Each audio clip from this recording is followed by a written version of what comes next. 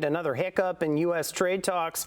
Donald Trump has called them off in an angry social media storm about an Ontario government ad campaign which uses clips from a Ronald Reagan speech opposing tariffs.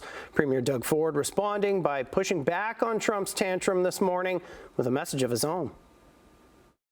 High tariffs inevitably lead to retaliation by foreign countries and the triggering of fierce trade wars. It uses a real radio address on free trade from the original Republican president who wanted to make America great again. Now, that message of free trade is one I conveyed to Canada's leaders a few weeks ago, and it was warmly received there. Clips from this nearly 40-year-old speech by Ronald Reagan were edited together to create the one-minute ad which has been running on American TV since last week. But the anti-tariff message from a president often invoked by Donald Trump has Trump fuming on social media starting late last night. Canada has fraudulently used an advertisement which is fake. Based on their egregious behavior, all trade negotiations with Canada are hereby terminated. Then this morning, he posts again. Canada cheated and got caught. They fraudulently took a big buy ad saying that Ronald Reagan did not like tariffs, when actually he loved tariffs for our country.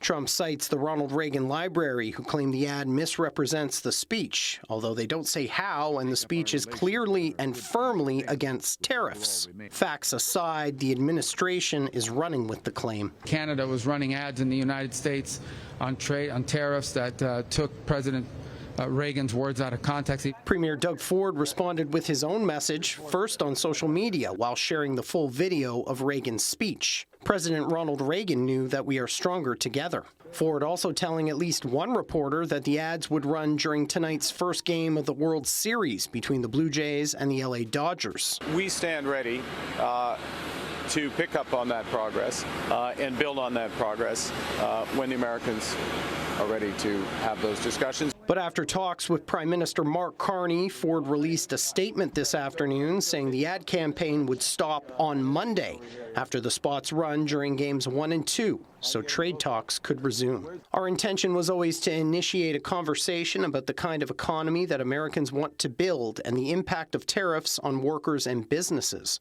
We've achieved our goal, having reached U.S. audiences at the highest levels. Many Canadians are supportive of the ad campaign, including the Premier of Manitoba, who shared this on social media. So to my good friend Doug Ford, keep the ads on TV.